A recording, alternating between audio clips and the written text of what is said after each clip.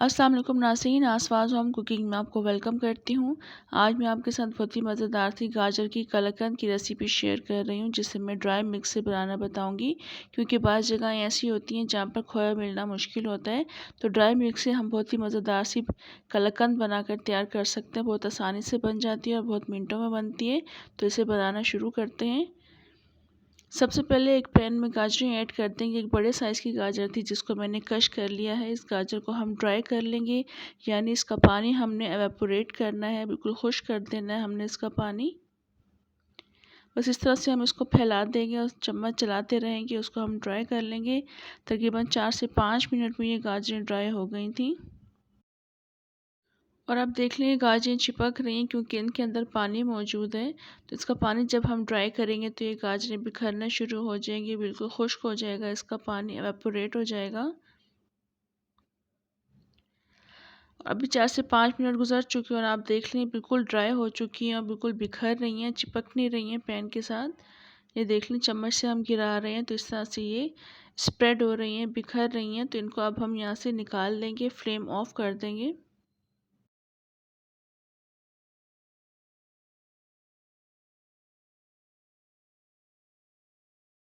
इसके बाद हम सेकंड स्टेप की तरफ आते हैं। एक बोल में ड्राई मिल्क पाउडर ऐड कर देंगे 2 कप। इसके बाद हम इसमें फुल फैट मिल्क ऐड कर देंगे 1 कप।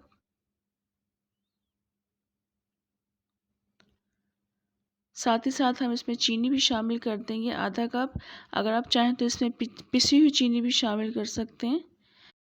इन तीनों चीज़ों को डालकर मैं एक साथ ही मिक्स कर रही हूँ पहले से ही, क्योंकि इसको हमने लम्स फ्री करना है।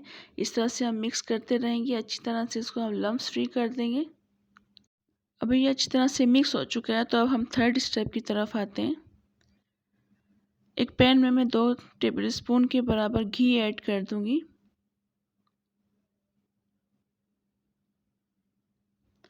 घी को हम मेल्ट कर लेंगे। अब घी मेल्ट हो चुका है तो इसमें हम वो दूध वाला मिक्सचर ऐड कर देंगे। इस वक्त फ्लेम हम मीडियम टू लो पर रखेंगे, हम हाई या मीडियम फ्लेम पर इसको कुक नहीं करेंगे। बस इस तरह से हम इसको ऐड कर देंगे। इसमें हम मुस्तकिल चम्मच चलाते रहेंगे, इसको हमने थिक करना है इस मिक्सचर को। चम्मच हम चलाते रहेंगे, इसको मिक्स करते रहेंगे, मीडियम टू लो फ्लेम पर कुक करेंगे।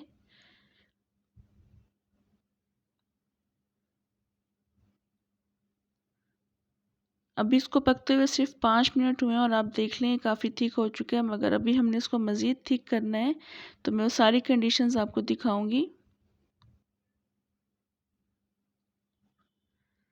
मज़ीद पकते हुए इसको अभी 5 मिनट और गुजर चुके हैं, तो अभी आप देख लें मज़ीद थिक हो चुका है।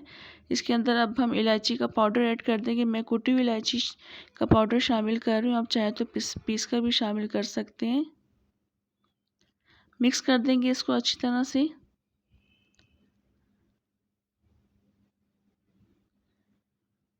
साथ साथ हम मिक्स करते रहेंगे, उसको हम कुक कर लेंगे और साथ ही साथ हम इसमें वो गाजरें भी ऐड कर देंगे जो हमने ड्राई करके रख ली थी। इनको भी डालकर हम मिक्स कर लेंगे और मज़ीद 5 से 7 मिनट तक हम इसको कुक करेंगे।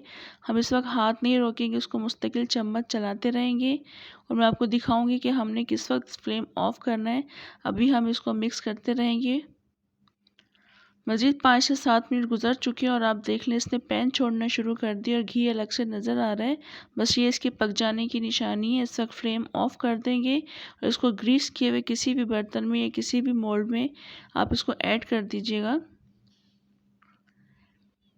इस ट्रे को मैंने ग्रीस कर लिया है, आप चाहे तो बटर पेपर भी यूज़ कर सकते हैं ताकि आसानी से निकल सके। तो मैंने इसको ग्रीस कर लिया था और ग्रीस करने के बाद हम वो मिक्सचर इसमें ऐड कर देंगे, गाजर की कलाकंद इसमें ऐड कर देंगे।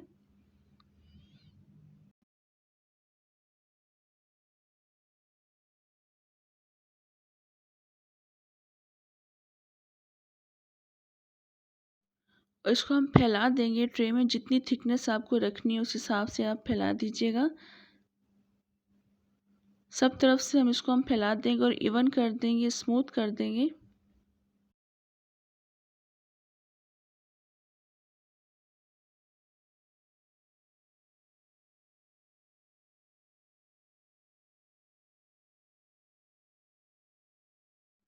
और अभी आप देख लें ये स्मूथ हो चुका है, इवन हो चुका है। तो अब इसके ऊपर मैं थोड़े से बादाम स्प्रिंकल कर दूंगी। आप चाहें तो बादाम और पिस्ता दोनों ऐड कर सकते हैं, या सिर्फ आप पिस्ता से भी इसको डेकोरेट कर सकते हैं, जिस तरह से आपकी मर्ज़ी हो। इसको मैं अब रख दूंगी 15 से 20 मिनट के लिए फ्रिज में। मैंने इसको 15 से 20 मिनट के लिए फ्रिज में रखा था। आप आधे घंटे या 1 घंटे के लिए इसको फ्रिज में रखिएगा। इसको अब मैं फ्रिज में रख दूंगी, उसके बाद फिर मैं आपको इसकी कंडीशन दिखाऊंगी। अभी मैंने इसको सिर्फ 15 मिनट के लिए फ्रिज में रखा था और थोड़ा सा थिक हो चुका है, थोड़ा सा हार्ड हो चुका है। तो इसको अब मैं यहाँ से कट लगा लूँगी।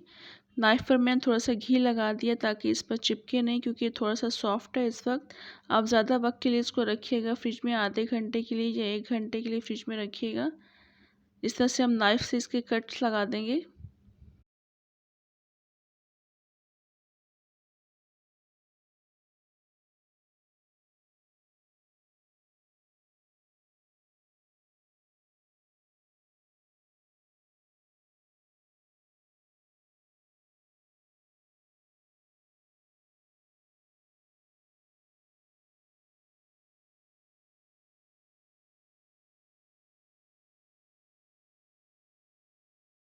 बस इस तरह से हम इसमें कट्स लगा लेंगे, उसको हम यहाँ से निकाल लेंगे।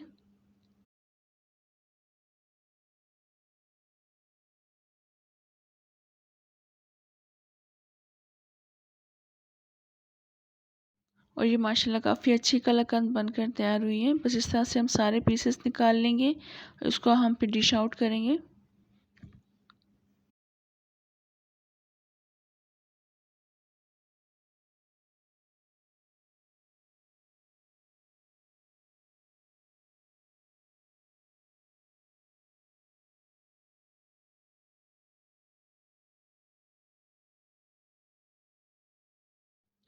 ये बहुत ही मज़ेदार सी गाजर की कलाकंद बनकर तैयार हुई थी। इस रेसिपी को ज़रूर ट्राई कीजिएगा, इंशाल्लाह आपको ये बेहद पसंद आएगी।